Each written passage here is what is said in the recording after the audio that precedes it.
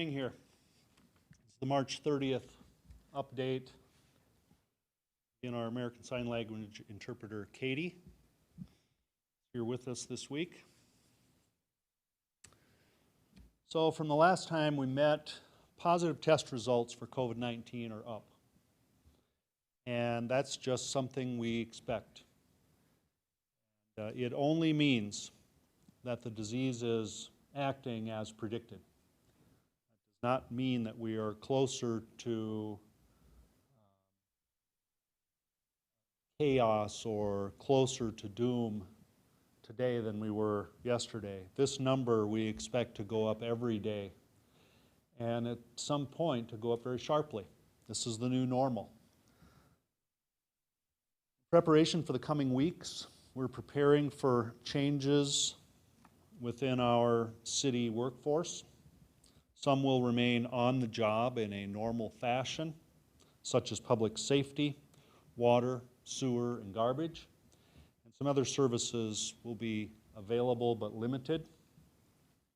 Some employees will be on modified duty assignments, such as compliance with the emergency city ordinance, linking services to essential needs within the community, emergency planning and carrying out city plans and services. And some will continue from home.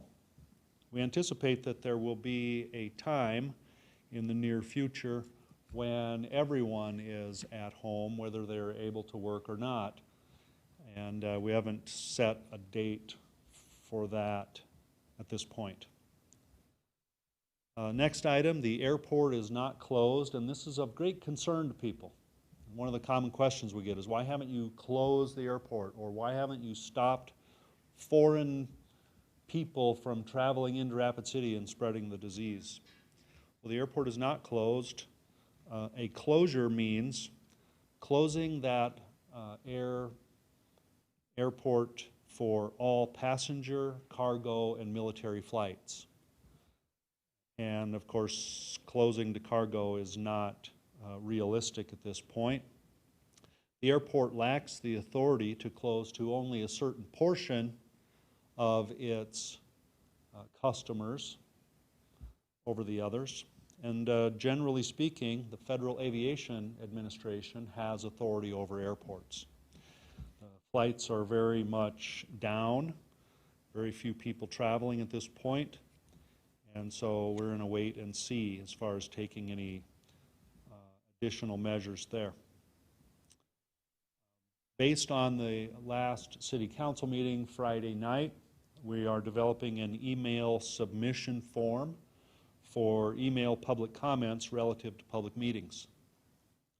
It will be, there will be a character limit to those email submissions, which will keep the time needed to read the emails down to a reasonable time.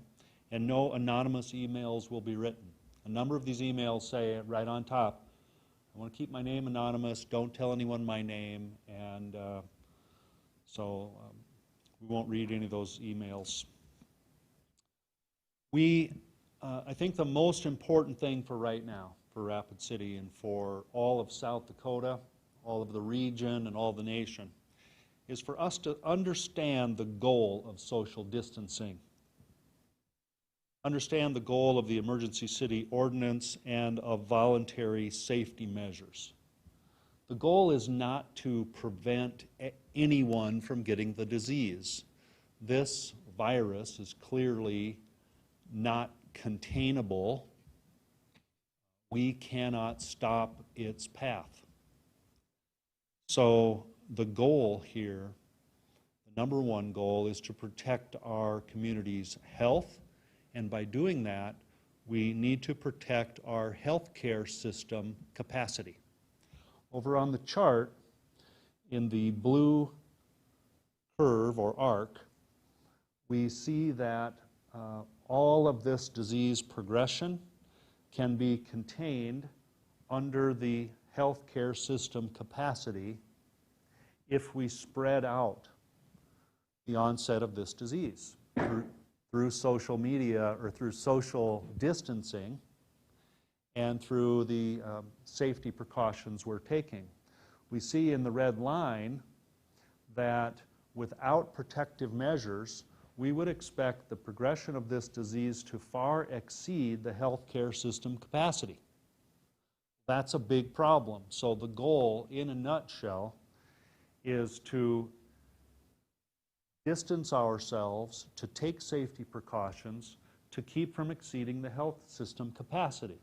Because once exceeded, we're going to have a higher fatality rate from COVID-19, but also a higher fatality rate from the normal case load that our hospital system sees in terms of cardiac, pulmonary, all types of diseases that affect a community and statistically have a known fatality rate. All of those fatalities would be at risk of going up once we exceed the health care system capacity. So for the person that proudly posted on social media, everyone is acting too paranoid, I choose to take my chances. He is not taking just his own chances. He is taking chances with someone else's life as well. That's why this has to be a community effort. That's why when we say, stay away from people, don't go where there are crowds, wash your hands, take precautions, stay at home. There's a number of things that need to be done, continued to be done over time in order to demonstrate we're taking this seriously. Grocery stores should mark off spaces on their floor. I believe Target has done this now. Mark off spaces for customers to stand in line, and they're discouraging getting too close or grouping up. You should not have visitors over to your house unless you're in the backyard talking over the fence or at least 6 feet away. But you should not have other people in your home. Your kids should not have other kids over to the home. I know we feel sorry for the kids. They're bored, they're scared, they maybe are confused, but we've got to stop this type of grouping up. And stay home if you can. If you're able to stay home, stay home. If you get the urge to go for a drive and go see what's going on out in the market or in the hardware store just to kill some boredom, don't do that. Stay home. And do the 5. Wash your hands, cough into your elbow, don't touch your face, stay 6 feet away from everyone, and stay home if you can. That's a big deal, and that's going to help us with the city ordinance and everyone's cooperation and responsibility. We have a chance of staying under the health system capacity. So it's the easiest way right now. The easiest way to save lives in your community is to just do what we're suggesting. Do what the medical community is suggesting and distance yourself from people. This is temporary. May seem like it's going to last a long time, but it's temporary. There are brighter days ahead. So today, right now, the South Dakota Legislature is meeting to consider several COVID-related emergency bills, some having to do with education, some having to do with election timing, and one that specifically has to do with emergency authority to counties, community improvement districts, and municipalities in the event of a public health crisis. So, in my opinion, this is a clarification of the existing authority, and this committee meeting will be taking place in 5 minutes. So following the questions, I'm going to try to get upstairs and get on the phone so that I can testify in that committee hearing. So this is where we're at today for the city update. Can I take questions from anyone? Last week you were talking about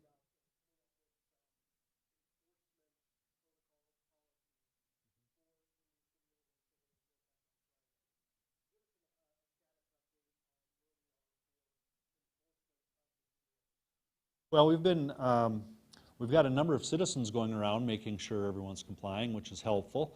But we do have city staff driving through parking lots, looking at the types of businesses, and everything seems to be in order at the moment. We have a concern with one business in particular, and we think that it may just be a misunderstanding. We're going to contact them today, and we expect that'll be cleared up. So no outward defiant actions that we can tell on the part of the affected businesses. There's some anger among the affected businesses, and but we have a greater good or a larger goal to be pursuing here.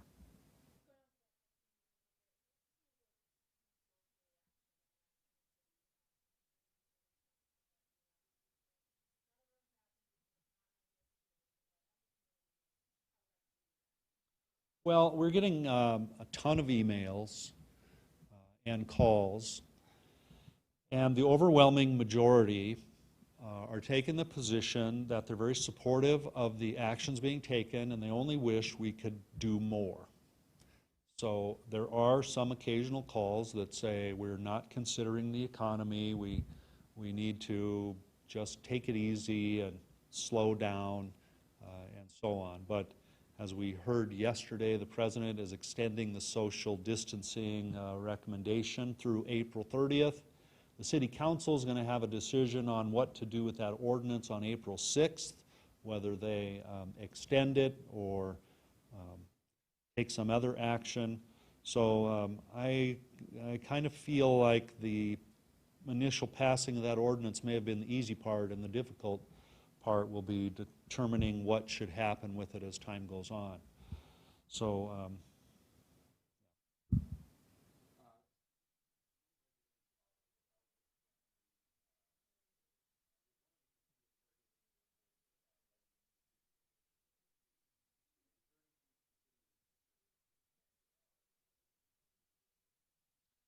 well, we are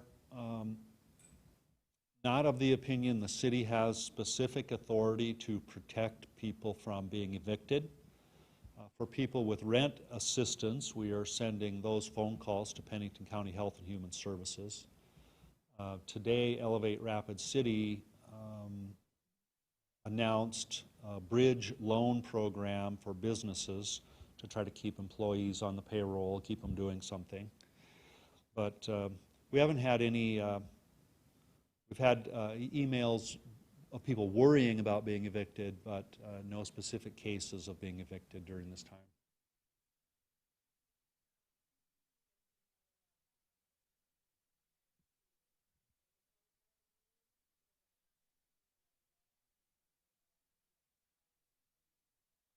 We have a handful of hotels that have offered up space, and we will be making those determinations on a case-by-case basis. Right now, the public safety workforce is healthy. Very few people out with illness of any kind, so we're monitoring that as we go.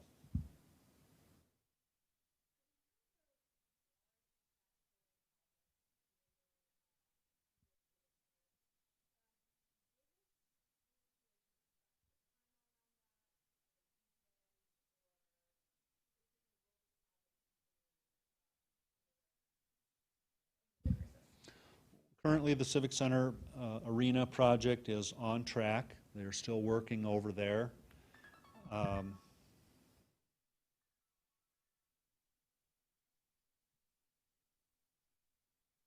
And we don't expect that to change. However, there is some concern that the supply chain for building materials and that sort of thing could be disrupted at some point. That would certainly cause it. Also, I would think it would be logical that if the construction companies start to fall ill, there's a large concern about their personal safety being on the job site, that they would pull back from that, which would in turn would extend the completion timeline. So the city wouldn't necessarily be delaying that project? That's correct. The city will not delay the arena project or any other construction project in Rapid City. That's got to be a self-governed issue that's dealt with by the contractors and their suppliers. Okay? All right, thanks for being here today, and I'll talk to you tomorrow.